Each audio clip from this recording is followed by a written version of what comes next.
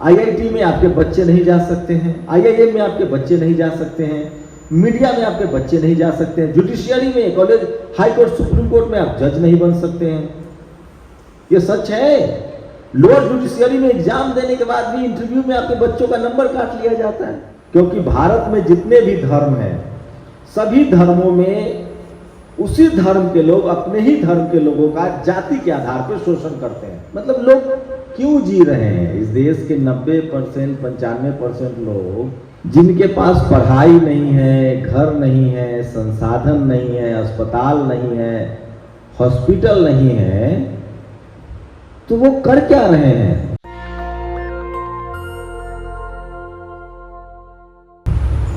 मुझे कई बार ताज्जुब होता है कि मतलब क्या होगा इस देश में लगभग 90-95% लोग जो हैं, 90% वो किसान, जो जाट, पटेल, मराठा, गुर्जर और जिसको बाबा साहेब ने बाद में संविधान के तौर पे SC ST OBC कहा है, जिनको तमाम धर्म ग्रंथों में शूद्र और अछूत कहा गया। मैं तो आज एक और किताब पढ़ रहा था, तो उस किताब के मुताबिक राजपूत, कायस्थ और वैश्य भी शूद्र थे, उनको भी पढ़ने और बिजनेस का अधिकार नहीं था। जब अंग्रेज आते हैं तब वो कोर्ट में केस लड़ते हैं और तब उनको अधिकार मिलता है। ये कोई बहुत पहले की बात नहीं है। आप तो प्रोफेसर हैं, अभी मैं पढ़ रहा हूँ, वो द प्राइड ऑफ कास्ट नाम है किताब का, मिट्टा साहब ने लिखा है कि जो जातियां मनुस्मृति में राजपूत, कायस्थ, वैश्य और जाट, पटेल, मराठा, गुर्जर, कुर्मी, कोयरी, इन सब जातियों को पढ़ने और संपत्ति का अधिकार नहीं है। तो ये लोग अंग्रेजों के समय केस लड़ते हैं, क्योंकि वो लोग उसके बाद जैसे बाबा साहेब ने भी लड़ा अंग्रेजों से। तो ये मैं समझ नहीं पाता हूं कि मतलब लोग क्यों जी रहे हैं? इस देश के 90% 95% लोग जिनके पास पढ़ाई नहीं है, घर नहीं है, संसाधन नहीं है, अस्पताल नहीं है, हॉस्पिटल नहीं है, तो वो कर क्या रहे हैं? क्या वो नहीं सोचते हैं कि मैं मजदूर हूं, मेरा बच्चा भी मजदूर होगा? मैं तो मतलब मुझे ताज्जुब होता है। आप किसी धर्म के हों, किसी जाति के हों, अगर आप पढ़े लिखे हैं तो इतना तो सोचेंगे। मुझे वो फुले साहब की लाइन याद आती है कि विद्या बिन गति गई, गति बिन मति गई, मति बिन व्यापार गया, व्यापार बिन हम शूद्र कहलाएं। तो मुझे लगता है कि एक सबसे बड़ी साजिश है एजुकेशन से जो दूर रखा गया, ताकि आपके सोचने समझने की शक्ति छीन ली जाए। लेकिन अब तो एजुकेशन भी आ गया, बहुत लोगों के पास है एजुकेशन। मैंने जो 4-5 साल में मैंने जो काम किया है पत्रकार के तौर पे, तो मुझे लगता है कि इस देश के 90-95% लोग मानसिक रूप से बहुत कमजोर हैं। वो मानसिक रूप से इतने कमजोर हैं, उनके जिहन में इतना डर बैठा हुआ है, जबकि उनके पास खोने के लिए कुछ भी नहीं है। और उससे भी बड़ी समस्या है कि इस देश में 90% लोग बोलना नहीं जानते हैं। वो सामाजिक रूप से, सांस्कृतिक रूप से क्या सही है, क्या गलत है, वो नहीं बोल रहे हैं और उन पर लोग राज कर रहे हैं। और जो राज कर रहा है वो पीढ़ी दर पीढ़ी उनके बच्चों के लिए कुछ दे नहीं रहा है। चाहे वो संविधान, अगर शिवाजी महाराज का इतना सम्मान क्यों है? क्योंकि वो प्रतिपालक थे, वो उन्होंने अपने से ज्यादा अपनी प्रजा के लिए सोचा। साहू जी महाराज, गायकवाड़ साहब बड़े अच्छे राजा भी हुए। वो अच्छे क्यों कहलाए, महान क्यों कहलाए? क्योंकि वो राजा तो थे, लेकिन वो अपनी प्रजा के लिए ज्यादा। गुरु गोविंद सिंह साहब, ये जो तमाम राजा हुए अपने अपने वक्त में। लेकिन आजादी के बाद मैं देख रहा हूं कि 90-95% लोग, 90% लोग न तो मीडिया में है, न जुडिशरी में है, न कॉलेज में है, न यूनिवर्सिटी में है, न ब्यूरोक्रेसी में है, न बिजनेस में है। एक ही कम्युनिटी के लोग सब जगह वर्चस्व बनाए हुए हैं और वो जैसे चाहता है वैसे करता है। वो जब चाहता है आपका इलाज महंगा कर देता है, वो जब चाहता है आपकी पढ़ाई महंगी कर देती है, वो जब चाहता है आपका भोजन महंगा कर देता है, वो जब चाहता है आपका ट्रांसपोर्ट महंगा कर देता है। और वही लोग आपका नागपुर का मेट्रो हो या दिल्ली का मेट्रो हो, देश के तमाम कॉन्ट्रैक्ट हो, खनिज संपदा हो, जमीनें हो, बड़ी बड़ी होटल्स हो, 5 स्टार रिजोर्ट्स हो, मिल हो, सबका मालिक बना बैठा है। तो मुझे लगता है कि हमारे लिए कोई, अब शिवाजी महाराज तो आएंगे नहीं, उनके विचार है हमारे साथ कि अपने हक अधिकार के लिए, पहले तो राजा था तो तलवारें चलती थी, अब तो संवैधानिक तरीके से लड़ाई लड़नी होगी, संविधान है। न तो बिरसा मुंडा आएंगे, बिरसा मुंडा भी लड़े जिस समय जो दौर था, बाबा साहब भी नहीं आएंगे, तो सर सैयद अहमद खान साहब भी नहीं आएंगे। दरअसल हम सब लोगों को उनके विचारों को लेकर आगे चलना होगा और आपको सोचना पड़ेगा कि मैं 2500 साल पहले जो बुद्ध ने कहा है कि धरती पर कोई भगवान नहीं है, आपकी मदद, भगवान मतलब परोपकार, मानवता, कोई आपकी मदद करने नहीं आएगा। लिख लीजिए, आपको आज के समय में विज्ञान अपनाना पड़ेगा। आप बीमार हैं तो अस्पताल जाना पड़ेगा या अपने लाइफ स्टाइल को ठीक करना पड़ेगा। आप अशिक्षित हैं तो स्कूल जाना पड़ेगा, आप गरीब हैं तो मेहनत करनी पड़ेगी, बिजनेस करना पड़ेगा। लेकिन सवाल है कि इस देश में कुछ लोग ऐसे हैं, कुछ ऐसी कम्युनिटी है जो चाहती है कि इस देश के बाकी लोग लाचार और बेबस रहें। वो ड्राइवर बन जाए, सब्जी बेच, मैं किसी का अपमान नहीं कर रहा हूं। जो मलाईदार पद है, जो संसाधन वाली जगह है, वो उस जगह नहीं आने देना चाहते हैं। फिर कैसे भारत मजबूत बनेगा? मैं बहुत पढ़ा लिखा आदमी नहीं हूं, इसलिए मैं बहुत ज्यादा, मैंने लिटरेचर नहीं पढ़ा है, बाबा साहब को भी नहीं पढ़ा है। मैं जो आजकल जो देख रहा हूं वो बात कर रहा हूं। संसाधन जो नौकरियां हैं, आप चपरासी, अब तो चपरासी भी नहीं बनने दे रहे हैं। Doctor, engineer, businessman, corporate business, इन सब जगहों पर सोचिए, ये इस देश में 5-6 ऐसी जगहें हैं जिसको हम पावर सेंटर्स कहते हैं, जहां जाकर आपकी जिंदगी बदल सकती है। जैसे मेरे पिताजी किसान मजदूर, मेरी माँ भी मजदूर थी, मेरे पिताजी भी मजदूर, अब मैं भी मजदूरी करूंगा, मेरा बच्चा भी मजदूरी करेगा और हम एक घर में पूरी जिंदगी गुजार देंगे। क्योंकि हमारे इस देश के लगभग 55-60% लोगों के पास जमीनें भी नहीं है, मतलब रहने लायक जमीन है। 30-35% तो शेड्यूल कास्ट के लोग हैं जिनके पास जमीन ही नहीं है, घर ही नहीं है।